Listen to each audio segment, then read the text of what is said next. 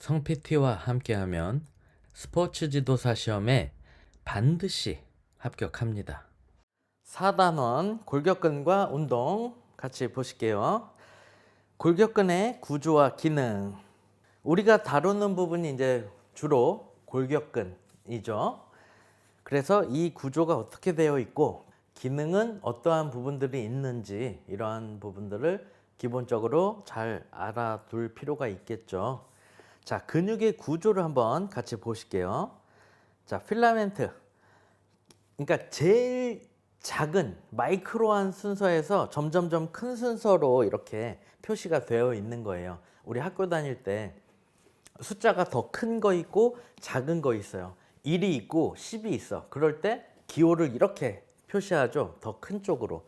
그 느낌으로 보시면 돼요. 그래서 필라멘트 제일 작은 부분이고 근원섬유, 그 다음이 근섬유, 그 다음 근다발 이렇게 크기가 되어 있다라는 거고, 근육은 구조와 기능에 따라 골격근, 심장근, 내장근으로 나뉘어진다.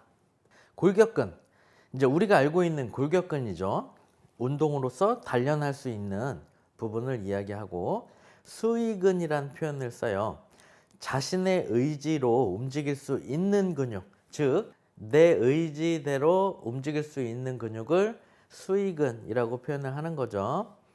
그리고 이제 횡문근이라는 표현을 써요. 가로무늬가 있기 때문에 횡문근이다, 이렇게 가로 횡자죠. 그래서 횡문근 이렇게 표현을 하는 거죠.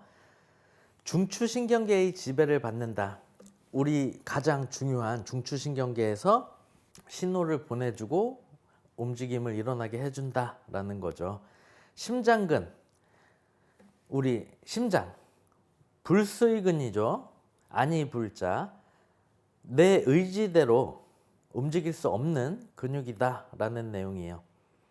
심장은 우리가 신경 쓰지 않아도 지가 알아서 계속 뛰고 있어요. 그렇죠? 심장이 멈추면 죽는 거예요. 그렇죠?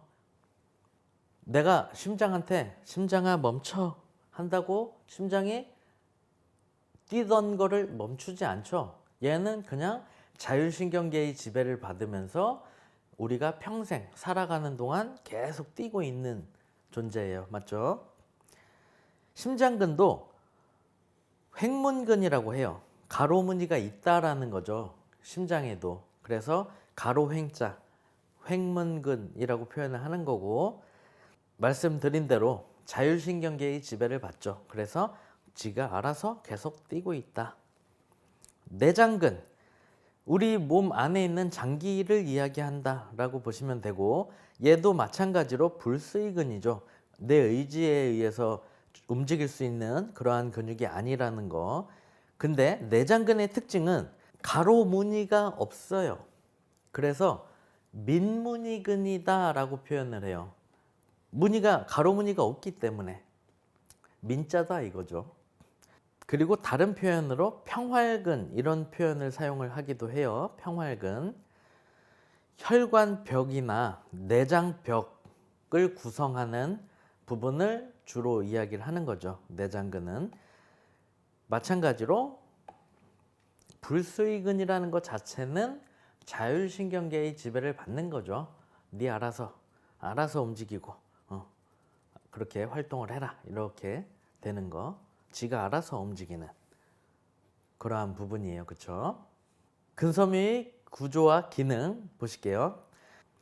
자, 근육은 근섬유로 불리는 세포로 구성이 되며, 근섬유는 다시 여러 개의 긴 실과 같은 근원섬유로 구성이 되어 있다.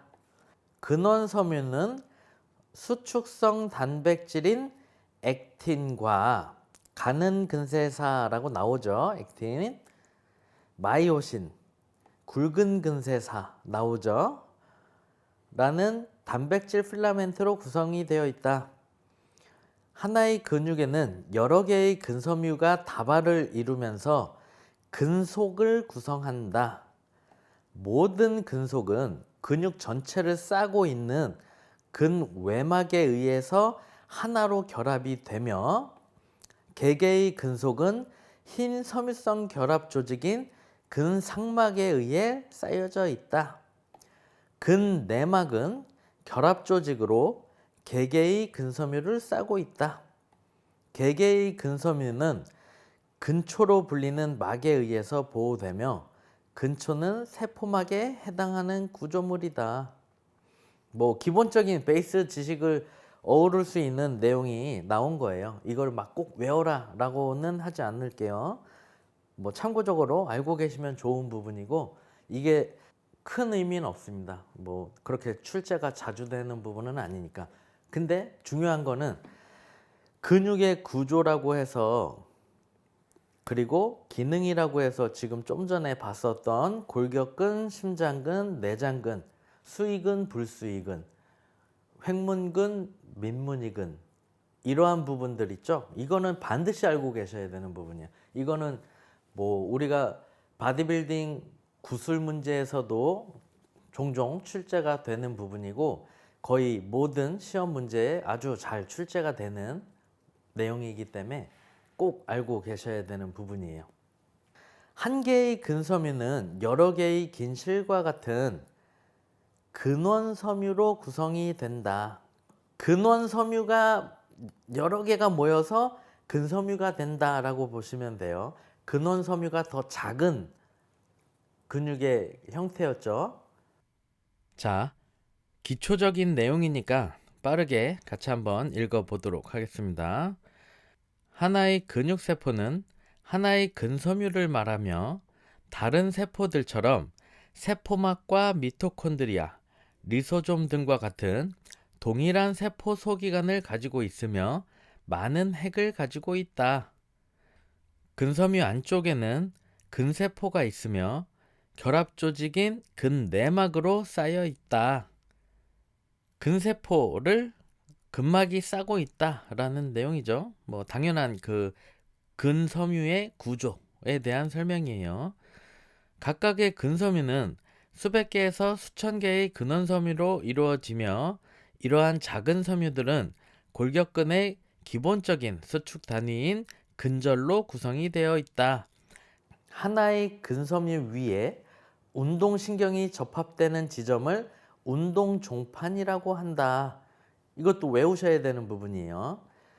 근섬유에는 미토콘드리아가 많이 분포한다. 미토콘드리아라는 그런 산소 공장이 많으면 당연히 모세혈관의 밀도도 높은 거죠. 그럼 당연히 운동하시는 분들은 이 근섬유에 더 많은 미토콘드리아와 모세혈관이 분포하고 있겠죠. 근섬유는 우리 의지에 따라 움직일 수가 있다. 그쵸? 골격근을 이루고 있는 게 근섬유니까. 운동선수와 일반인은 근섬유 주위에 모세혈관의 차이가 있다. 당연하죠. 운동한 사람들은 일반인보다 근섬유 주위에 모세혈관 밀도가 높겠죠. 제가 좀 전에 언급했었던 부분이죠. 근절은 사코미어라고 하는 근원섬유의 기본적인 기능적 단위이고 근수축의 기본 단위다라고 알고 계시면 됩니다. 근형질 세망, 시험 문제에 종종 잘 나오는 그런 이제 부분인데, 근수축의 필수적인 칼슘 이온을 저장하고 분비하는 근육세포 내 소기관이다 라는 거를 잘 알고 계시면 되고, 근수축 시 칼슘 방출과 근이완 시 칼슘의 재흡수를 담당한다. 요렇게까지 기억을 해주시면 되겠습니다. 근형질 세망은 칼슘을 저장하는 저장 창고다라고 암기를 하셔야 되는 부분이에요. 근형질 세망, 칼슘 저장 창고. 근형질은 글리코겐과 미오글로빈을 저장하는 저장고다. 근초, 뼈에 부착된 건과 융합하는 부분이다. 가로세관, 근섬유의 표면으로부터 내부로 자극이 전달되게끔 한다. 미토콘드리아, 근형질에서 작고 긴 형태로 존재하며 근수축에 필요한 에너지를 공급한다. 위성세포.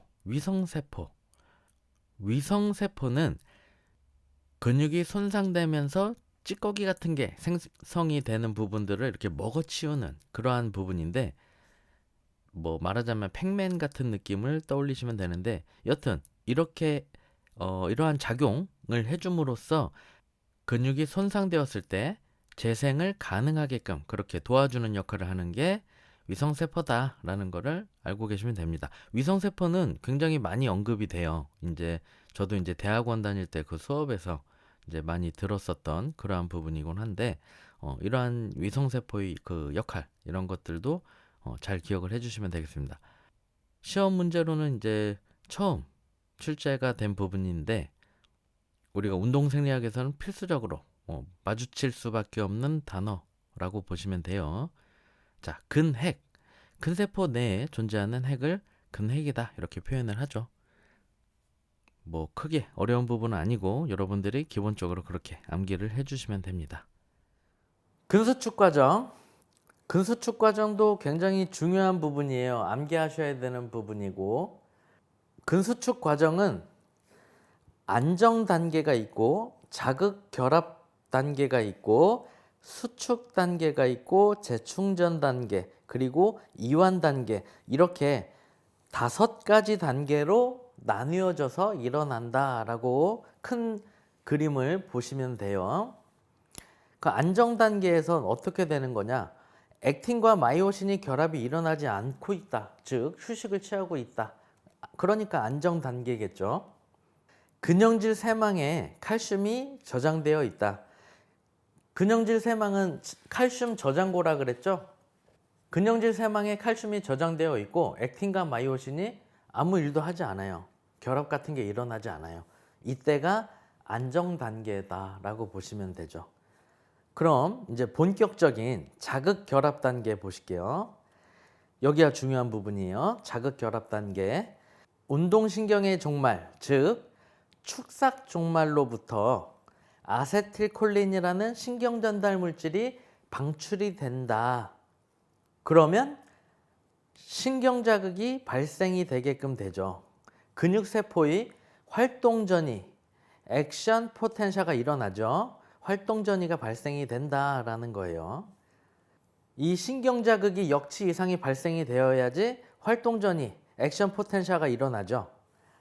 그 다음에 근형질 세막의 근소포체에서 칼슘 이온을 분비시킵니다.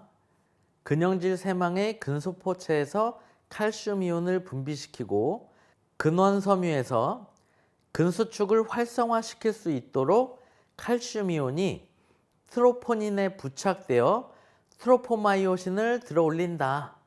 액틴과 마이오신이 결합하여 액토마이오신이 형성이 된다.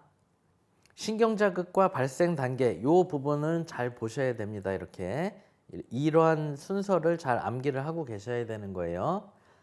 아까 제가 벌이라고 했었던 그 단원의 그 부분 있죠? 뉴런의 전기적 활동하고 근수축 과정은 시험 문제에 꼭 나오게 되어 있어요. 뉴런의 전기적 활동에서 한 문제 정도 나올 거고, 이 근수축 과정에서 한 문제 정도 나올 거예요.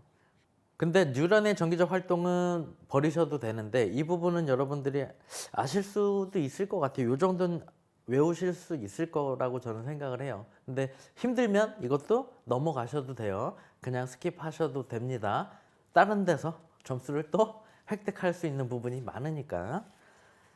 생리학은 암기 과목이에요. 그냥 그걸 인정을 하고 가야 됩니다. 그리고 생리학은 어떠한 문제가 나올 건지가 이미 이렇게 정해져 있어요. 중요한 부분들이 탁탁탁 있다는 거죠. 그래서 어떤 문제가 나올지 예상을 어렵지 않게 할 수가 있어요. 다만 그거를 어떠한 방식으로 꼬아서 어떠한 형태로 나오느냐, 이게 뭐 달라지는 거지, 출제되는 부분은 거의 뭐 정해져 있다고 볼 수가 있습니다. 수축 보시면 ATP 분해에 따른 근세사 활주 시작. ATP의 그런 화학 기전이 일어나면서 근세사 활주가 일어나게끔 되는 거죠. ATPase에 의해서 ADP, 그러니까 아데노신 더블 파스페이트에서 PI 인산으로 분해가 되면서 에너지를 방출한다. 방출된 에너지를 이용하여 마이오신이 액틴을 끌어당기면서 근육이 짧아지고 힘이 발생하게 된다. 이게 수축이죠. 재충전. ATP가 재합성된다. 액토마이오신이 액틴과 마이오신으로 분해가 된다. 액틴과 마이오신의 재순환이 일어난다. 그 다음에 이완. 이완 단계를 보시면 신경 자극이 중단된다. 칼슘 펌프에 의해 칼슘이 제거된다. 안정시 근육 상태로 돌아간다. 그러니까 이완이 되는 거죠. 사실 이완은 어렵지 않아요. 그죠? 그리고 재충전 이것도 크게 어렵지 않아요.